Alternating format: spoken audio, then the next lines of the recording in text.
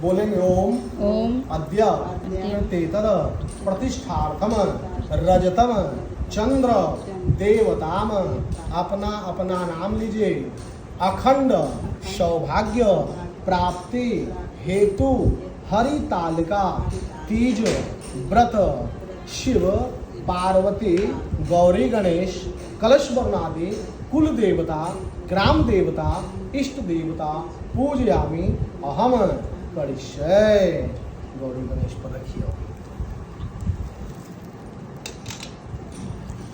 आयुष्यमग्रम प्रतिमुंज शुभ्रम यज्ञोपवीतम बलमोस्तु तेजा। वस्त्र चढ़ाइए। कपड़ा कपड़ों वाला होगा ना, कटा हुआ कपड़ा। ओम वस्त्राभीति समर्पयामि गणेश। हाँ चाहिए। ऐपन चंदन सिंदूर। हल्दी वाला ना है, हल्दी पाउडर। चंदन सिंदूर चढ़ाइए। चंदन है। ओम श्रीखंड चंदनम देव्यम गंडाढ्य गंडोत्तम आघ्रोयम शरम देवायाम चंदनम प्रति गृह्यताम चंदनम मागड़ापयामे। इधर चंदन चढ़ाइए, उधर सिंदूर चढ़ाइए। ओम कुमकुमाभिलेपयामि समर्पयामि श्री महागणा। नीचे तो नहीं है चंदन सिंदूर, इसी में है। मैं कटोरी वाला में देखिए ना, आप चढ़ाइए।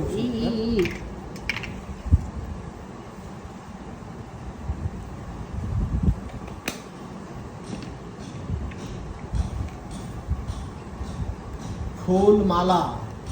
ओम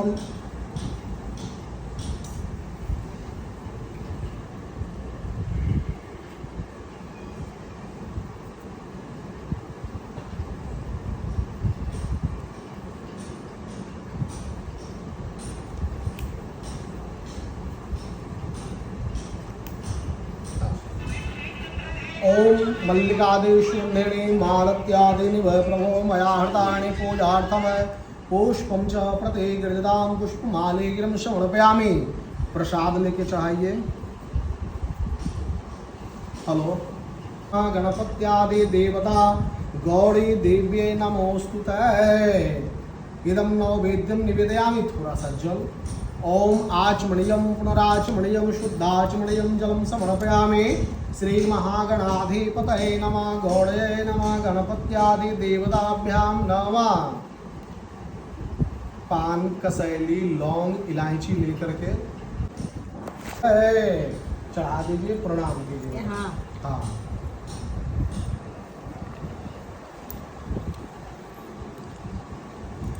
जल लेके कलश पर चढ़ाइए।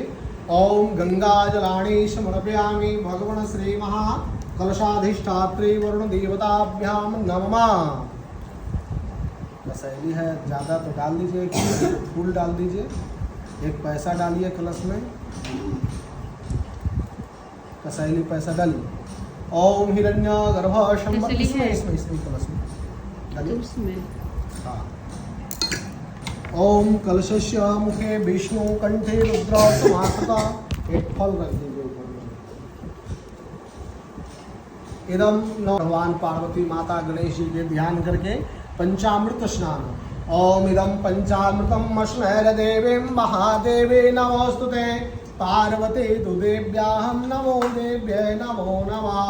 श्री महागणाधिपते नमः शिवाय शिवतराय नमः शिवाय च नमः शिवाय भ्यो नमः। जल से थोड़ा जल चढ़ाइए। ओम शुद्धोदकम जलम इदम पाद्यम एषु अर्घ मुखे आचमणीयं सर्वांगे स्नानीयं जलं समर्पयामि श्री शिवाय नमस्तुभ्यं। यज्ञोपवीतं बलमोस्तु तेजा शिवाय नमः शिवाय च नमः शिवाय भ्यो नमः।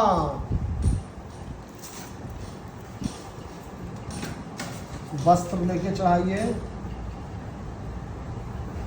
कपड़ा। ओम वस्त्राभीति समर्पयामि शिवाय नमः शिवाय महादेवी तु पार्वत्यां पार्वती देवी नमोस्तुते गणाधिपतये नमः गौर्यादि गणपत्यादि। हाँ चढ़ाइए।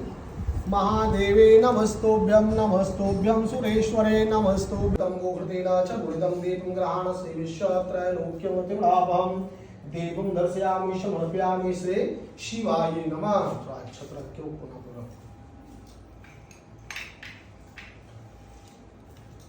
दान वाला सामान जो है छुड़ा के पीढ़िया में यहाँ दे दीजिएगा।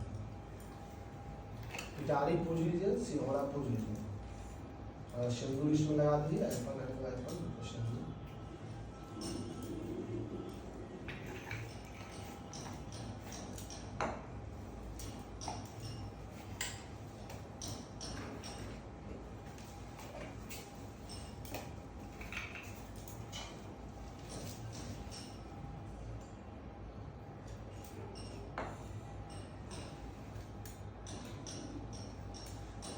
दान वाला सामान दे दीजिए। दान वाला उठा के पीढ़िया में छुआ कर दीजिए। आसन में शंकर भगवान के आसन में छुआ दीजिए। ओम मंगलष्टकानिभ्यो नमः श्री शिवाय नमः शिवाय वरुणादिभ्यो नमः।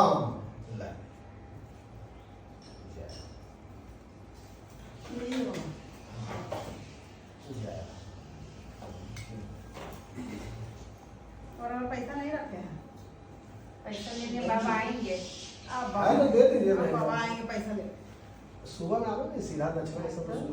हमके बाबा का ब्लाउज चढ़ा देंगे। कन्या के सीधा वाला घर। हाँ फिर तो बोले बाबा का ब्लाउज चढ़ा देंगे, दोबारा नहीं आएंगे। हम कितना भी दक्षिणा भी देते हैं ना तो नहीं लेते आपके पापा, बोलते हम उस दिन आएंगे तब मिलान से बाइडी टाइटी लेंगे। कल समय पूज लीजिए, कलश में टीका लगाइए 5 गो, उस पर फल रखिए, सिनोरा में थोड़ा सा धागा बांध लीजिए, चाहे कपड़ा है तो कपड़ा बांध लीजिए।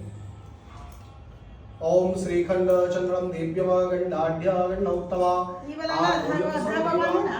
हाँ आग्रोयम सर्वदेवायाम चंदनम प्रदेगदाम चंदनम माघरापयामि समर्पयामि नमो नमः। श्री महाविष्णादि वर्णाध्यावाभ्यो नमः। अपना सिंघोड़ा बांध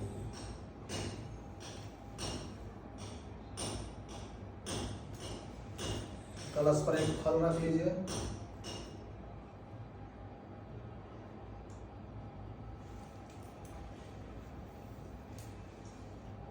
डूब जाएगा। बड़ा वाला फल रखिए ना। कलश के लिए ही आया है। हाँ उसमें लगाएंगे। हाँ लगाइए, टीका लगाइए। ओम श्री कंकुआद्या वाणी समर्पयामि यद्गर्भं करो पूजां तत्कार्यं शुभफलं भवेत् यावत् पूजां करिष्यामि तावत् त्वां सुस्थिरो भव। हाथ में अक्षत लीजिए, फूल लीजिए, कुछ पैसा ले लीजिए, कथा सुनिए।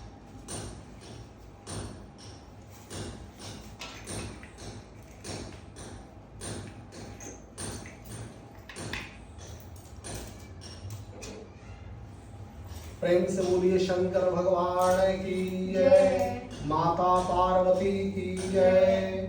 श्री शुभ जी कहते हैं कि एक समय की वार्ता है, भगवान शंकर और माता पार्वती कैलाश पर्वत पर बैठे हुए थे।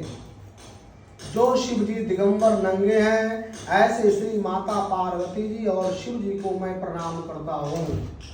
कैलाश पर्वत के शिखर पर बैठे हुए माता पार्वती कहती हैं, हे भगवान यह बताइए, हे नाथ, यदि आप हमारे ऊपर प्रसन्न हैं तो ये बताइए कि बड़े बड़े साधु ऋषि मुनि तपस्या करते करते अपनी सारी आयु को खत्म कर देते हैं, लेकिन भगवान का दर्शन नहीं होता है। मैंने ऐसा कौन सा व्रत किया, दान किया, यज्ञ किया, जिससे कि मैं आपकी अर्धांगिनी हो गई, पत्नी हो गई। ऐसे वचन को सुन करके भगवान शंकर माता पार्वती से कहती हैं, हे देवी सुनो, यह मेरा सर्वस्व और छिपाने योग्य है, लेकिन तुम्हारे प्रेम के वशीभूत होकर मैं तुम्हें बतलाता हूं। हे देवी, अति प्राचीन व्रत बतलाता हूं, बहुत पुराना कथा है, एकाग्र मन से सुनो, जिससे तुम मेरी अर्धांगिनी भई, आधा आसन को प्राप्त किया। हे देवी, भाद्रपद मास के हस्त नक्षत्र से युक्त शुक्ल पक्ष की तृतीया तिथि को इसका अनुष्ठान करने से, अर्थात मन में संकल्प लेने से स्त्रियां सभी पापों से मुक्त हो जाती है कि मैं आज हरिताल का तीज व्रत करूंगी। हे देवी, बहुत साल पहले, हजारों साल पहले तुमने हिमालय पर्वत पर इस व्रत को तो किया था और घनघोर तपस्या की थी। 12 वर्ष तक उल्टी टंकर केवल धुआं पी करके और भगवान शिव के नामों को जपती थी। 64 वर्ष तक सूखे बेलपत्र के पत्ते को चबाकर अपना जिंदगी को गुजारते थे और भगवान शिव के नामों को जपती थी। वह पर्वत ऊंचा तो इतना अधिक है कि अपने दोस्त का घर समझकर आसमान को स्पर्श किए हुए रहता है, छुए रहता है। उसे हिमालय पर्वत पर घनघोर तपस्या की थी। माघ के महीने में जब ठंड में सभी लोग घर में डूबे रहते थे, खुले आसमान में उस हिमालय पर्वत पर भगवान शिव के नामों को जपती थी। बैसाख की दोपहरिया में जब प्रचंड गर्मी पड़ती थी, लोग गर्मी से घर में डूबे रहते थे, तो उस घनघोर गर्मी में तुम भगवान शिव के नामों को जपती थी। श्रावण के महीने में जल बरसता रहता तो खुले मैदान में नदी में बैठकर भगवान शिव के नामों को जपती थी। यह देखकर गिरजा के पिता, पार्वती के पिता सोच में पड़ गए कि मैं अपनी गुणवान कन्या किस वर को दूं। ऐसा सोच ही रहे थे कि उसी समय नारद जी आ जाते हैं और नारद जी को गिरिराज प्रणाम करते हैं, उनको दिव्य आसन पर बैठाते हैं और नारद जी कहते हैं, गिरिराज आप अपना उदासी का कारण बताइए। आपके मुखमंडल पर उदासी सी छाई हुई है। ऐसे वचन को सुनकर गिरिराज कहते हैं, हे भगवान नारद जी, मैं यह शोक में हूं कि मैं अपनी गुणवान कन्या किस गुणवान वर को दूं। भगवान नारद कहते हैं, मैं भगवान विष्णु का भेजा हुआ आपके पास आया हूं। आपको चाहिए अपनी गुणवान कन्या किसी गुणवान वर को दें और भगवान विष्णु के जैसा कोई नहीं है, न ब्रह्मा न इंद्र न शिव। ऐसे वचन को सुनकर गिरिराज कहते हैं, यदि भगवान विष्णु यह संदेश भेजे हैं तो मैं अपनी पुत्री का विवाह भगवान विष्णु के साथ करूंगा। ऐसे वचन को सुनकर नारद जी तुरंत आकाश मार्ग में विलीन हो जाते हैं और वहां जाकर भगवान विष्णु को प्रणाम करके कहते हैं, हे भगवान, मैंने आपका विवाह पक्का कर दिया। इधर गिरिराज अपने पुत्री के पास आकर कहते हैं, हे देवी पार्वती गिरिजा, मैंने तुम्हें भगवान विष्णु को दे डाला।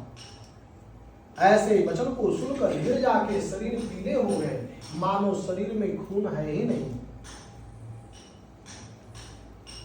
अत्यंत शोक से शोकाकुल होकर गिरिजा तो अपने पिताजी को कुछ भी नहीं बोली। तुरंत उसी समय अपने सखिया के घर चली जाती है और जमीन में लोट पोट कर रोने लगती है। बच्चों की भांति जमीन पर गिरती है और रोती है। तब उनकी सखियां कहती है, हे गिरिजा पार्वती, तुम अपने शोक का कारण बताओ। गिरिजा कहती है, मैं अपना शरीर का त्याग करना चाहती हूँ। गिरिजा की सखियां कहती है, हे देवी, शरीर का त्याग नहीं करो। क्या कारण है बताओ। किसी ने तुम्हारा अपमान किया है तो मुझे कहो, मैं तुम्हारे पिता को कहकर जो अपमान किया है उसका सर धड़ से अलग करवा दूंगी, अर्थात कटवा दूंगी। गिरिजा कहती है, हमारा किसी ने अपमान नहीं किया है, मैं तो एकमात्र शिव जी को अपना पति बनाना चाहती हूँ और मेरे पिता ने इस विचार को ठुकरा दिया है। इसी कारण मैं अपना शरीर का त्याग करना चाहती हूँ। गिरिजा के वचन को सुनकर उनकी सखियां कहती है, हे देवी, शरीर का त्याग नहीं करो। चलो किसी ऐसे वन में चले, ऐसे जंगल में चले जहां पिता को पता नहीं चले। और ऐसा कहकर दोनों सखियां घनघोर जंगल में जा पहुंची और वहां एक पहाड़ की गुफा में, पहाड़ के कंदरा में रहने का आश्रय बनाती है, स्थान बनाती है। इधर गिरजा को घर पर न देखकर चारों दिशाओं में हाहाकार हो गया। न जाने उनके पिता कहते हैं, न जाने कौन मेरी पुत्री को हर कर ले गया। ऐसा नहीं हुआ तो क्या किसी काले नाग ने डस लिया, बाघ खा गया, सिंह खा गया। हाय हाय मेरी पुत्री कहाँ गई, किस दुष्ट ने हमारी पुत्री को मार डाला। ऐसा कहकर वायु के झोंके के समान कांपने लगते हैं, थरथराने लगते हैं और मूर्छित होकर जमीन पर गिर पड़ते हैं। ऐसे वचन को सुनकर उनके जितने भी मंत्रीजन थे उन्हें जल छिड़क कर होश में लाए और उनसे मूर्छा का कारण पूछते हैं। कहते हैं, गिरिराज आप लोग हमारी मूर्छा का कारण सुने, न जाने कौन मेरी पुत्री को हर कर ले गया। और इस प्रकार से सभी मंत्रियों को चारों दिशाओं में ढूंढने के लिए लगाए और स्वयं भी रथ पर निकल गए ढूंढने के लिए और पुत्री को खोजने के लिए। घूमते घूमते चारों दिशाओं में ढूंढे, कहीं भी गिरजा का अता पता नहीं चला। अंत में थक कर सोचते हैं, अगर आज गिरजा का पता नहीं चला तो इसी जंगल में अपना शरीर का त्याग कर दूंगा। और उसी घनघोर जंगल में भटकते भटकते रात्रि बीत गए। सुबह प्यास से व्याकुल होकर जब नदी के किनारे पहुंचते हैं तो देखते हैं कि नदी के तट पर दो कन्याएं हैं। और तेजी से जब वहां पहुंचे तो वहां गिरजा और उनकी सखियां को देखकर रोने लगते हैं और दोनों को हृदय से गले से लगा लिया। कहते हैं, हे पुत्री, तुम ऐसा घनघोर कष्टप्रद कार्य क्यों कर डाली हो। इस घनघोर जंगल में तो मनुष्य को आना साधारण बात नहीं है। तुम कन्या हो, यह जंगल घनघोर हिंसक जंतुओं से भरा पड़ा है, सिंह, बाघ, भालू इत्यादि इत्यादि। तुम यहाँ क्यों चली आई हो। इस प्रकार अपने पिता के वचन को सुनकर गिरजा तो कुछ भी नहीं बोली। उनकी सखियां कहती है, सुनिए पिताजी, गिरजा कोई मात्र शिव जी को अपना पति बनाना चाहती है और आपने इनके विचार को ठुकरा दिया है, इसी कारण गिरजा यहाँ चली आई है। और इधर गिरजा आज के दिन भाद्रपद मास के शुक्ल पक्ष की तृतीया तिथि आई हुई थी। तो गिरजा ने जंगल से फल फूल को लाकर भगवान शिव के मंडप को बनाती है, मूर्ति को सजाती है और मिट्टी की प्रतिमा भगवान शिव की बनाती है। दिन भर सजाई, रात्रि में जागरण किया और भगवान के पूजन किया।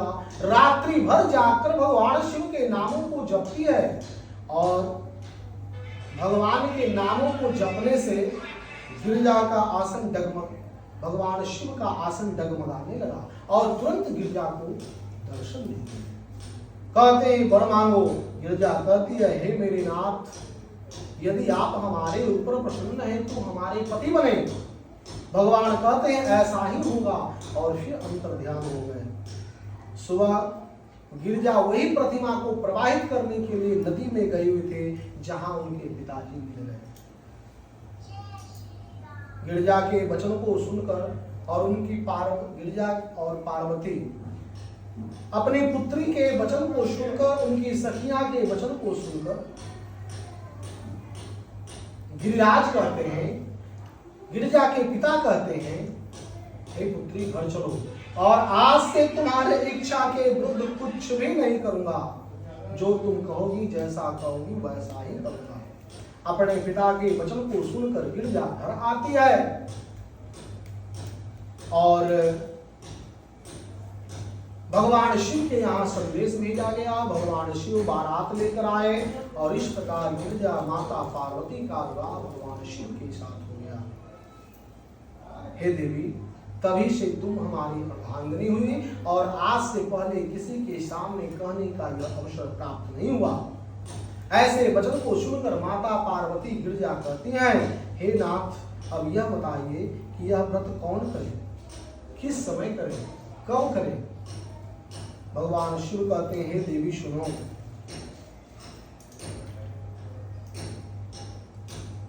जो भी सौभाग्यवती स्त्रियां हैं, जब भी भाद्रपद मास की तृतीया तिथि आ जाए तो समस्त स्त्री जाति की भलाई के लिए यह तीज व्रत है। जो स्त्री अपने सौभाग्य की रक्षा करना चाहती हो, यह व्रत को अवश्य करे।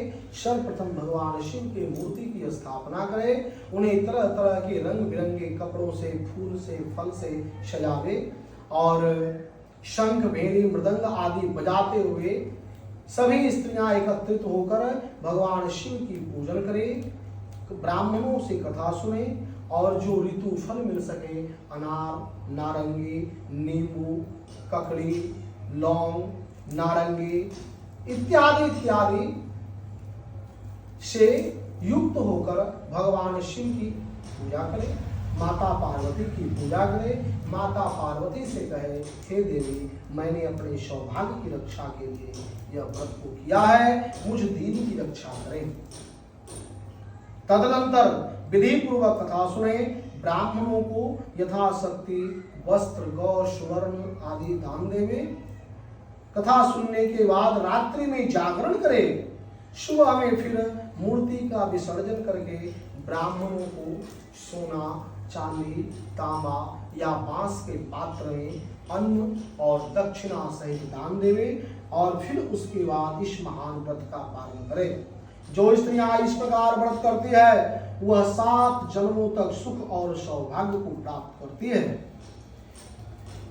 जो स्त्रियां इस तिथि को व्रत न कर अन्न भक्षण करती है, वह सदा शोकाकुल, स्वभाव की लड़ाकनी, व्रत न करने वाली स्त्री दुख भोगने वाली होती है और उपवास न करने वाली स्त्री अंत में घोर नरक हो जाती है। तीज को व्रत न कर जो स्त्रियां मांसाहार करती है, वह बाघिन में जन्म लेती है। दही खाने से बिल्ली में, मिठाई खाने से चींटी में और इत्यादि इत्यादि चीजों को खाने से मक्खी में जन्म होता है। तीज को अन्न खाने से सूअर में, फल खाने से बंदरनिया में, जल पीने से जोंक में, दूध पीने से सांपिन में, सोने से अजगर में और पति को धोखा देने से मुर्गी में जन्म होता है। इसलिए सभी तरह की स्त्रियां इस व्रत को अवश्य करें और दूसरे दिन ब्राह्मणों को अन्न, वस्त्र, दक्षिणा सहित दान देवे और फिर इस महान व्रत का पालन करें। जो स्त्रियां इस प्रकार कथा सुन लेती है, 7 जन्मों तक सुख और सौभाग्य पाती हुई इस मृत्यु लोक में पृथ्वी पर सुख सौभाग्य को पाती हुई अंत में शिव धाम को जाती है, इसमें कुछ भी संशय नहीं। प्रेम से बोलिए शंकर भगवान की जय, माता पार्वती की जय।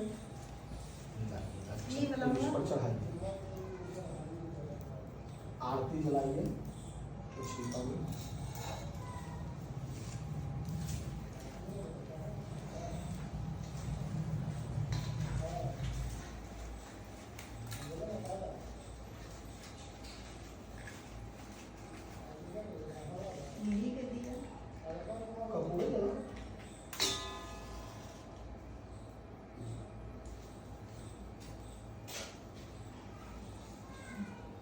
खड़ा हो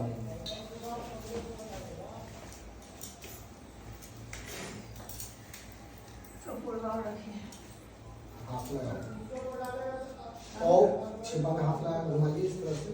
ओम अक्षस्त्र प्रशुंगदे सुपुरुषं पदं सुपुण्डिकां दंडं शक्तिमसीं चरम जलजम घंटां सुराभारणं शूलं पार्श्वरसने च दधिम हस्ते प्रसन्नानां सेवे शैरभूमर्दने मोहि महालक्ष्मी सरोजस्थिता। नमो देव्यै महादेव्यै शिवायै शब्दं नमः नमः प्रकृति भद्रायै नियता प्रणदास्मदाम्। ओम कर्पूरगौरं करुणावतारं संसारसारं भुजगेन्द्रहारं सदा वसन्तं हृदयारविन्दे भवं भवानी सहितं नमामि। त्वमेव माता च पिता त्वमेव, त्वमेव बन्धो च सखा त्वमेव, त्वमेव विद्या द्रविणं त्वमेव, त्वमेव सर्वं मम देव देव। प्रेम से बोली शंकर भगवान की, माता पार्वती की, गंगा महारानी की, दुर्गा भवानी की, शीतला माता की, पड़म देवी माई की, हर हर महादेव। गंगा सूर्य के ध्यान करके दिखा दे, देवता के पास दिखा के आइए।